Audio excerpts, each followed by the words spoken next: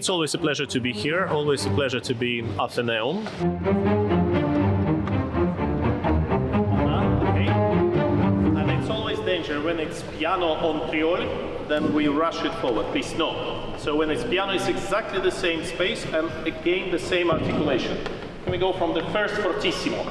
First fortissimo. Tam, pa, pam. 3, 4. Beautiful hall. It's one of the most beautiful interiors, I think, for the concert hall. The orchestra have a history here, so hopefully this history will long go forward. And this is special, Semana Santa, for a moment, especially this week when is Easter for all Christians, and to play the Resurrection Symphony in this week is something very special. 3, 4.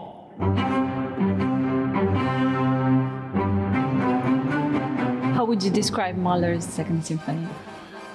One of the best pieces ever written. It was very special for him.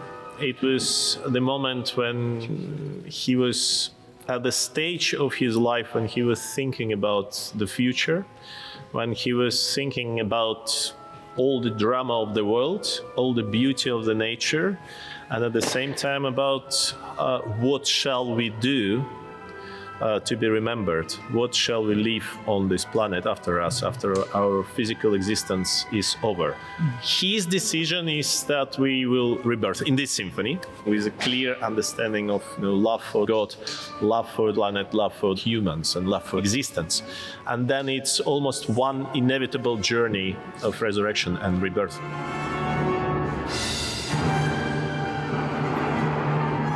The first 5-10 minutes, it's the moment when the orchestra knows about conductor almost everything, and conductor also knows about the orchestra almost everything.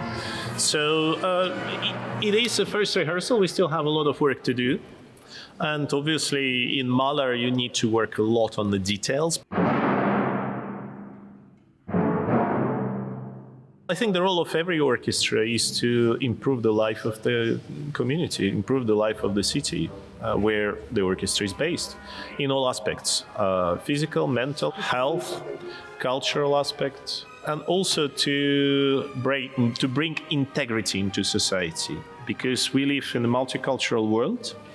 And the Philharmonic, such big cultural organizations, they can bring integrity into one city when people accepting the rules on which they will live together.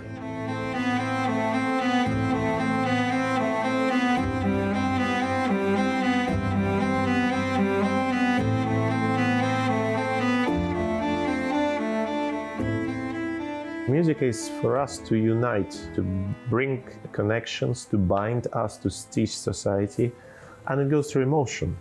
So everybody listening to this or that music shares the same emotion, this regardless of religion, gender, race, or anything. Ultimately, music is not just notes, notes are first step. And the next step is a message which composer was giving to us and which we have to pass to the public. And this is what is important nowadays, I think, more than ever, because a lot of people just not listening to each other. East and West have very little listening abilities to the wishes and thoughts of each other. And music and culture in general can serve as a tool to unite us. We have only one planet. We don't have another one. We can't escape. We have to be neighbors. And orchestra is one of the examples where people of different nationalities, different professions work together to create something miraculous. There might be some little musical conflicts, but they're all forgotten for the sake of progress and building a better future. That's what humans need. I think to get stability or grace or anything, we need to understand each other. For that, music is this vital tool. If imagine that we suddenly, by some reason, we forgot our verbal languages. That's the thing which we will still understand each other by just explaining ourselves through the music.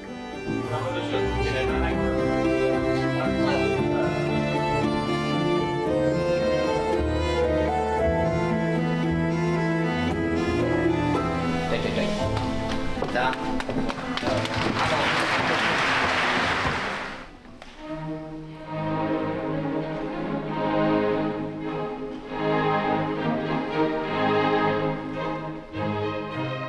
many people, abilities to come to the concerts or to museums, again, to any culture, is great because they can switch themselves off from the informational field of nowadays.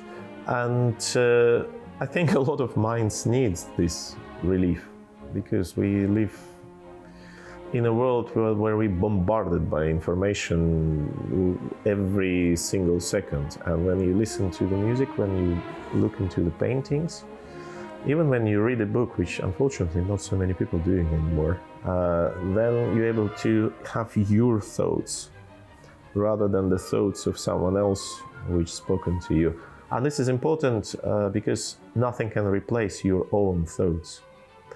The problem that quite often the world now repeating the thoughts of someone else rather than having its own ideas.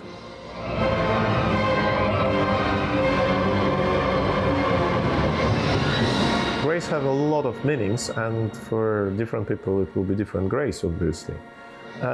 I think that there's a very few pieces of classical music which forcing you on non-graceful way to something.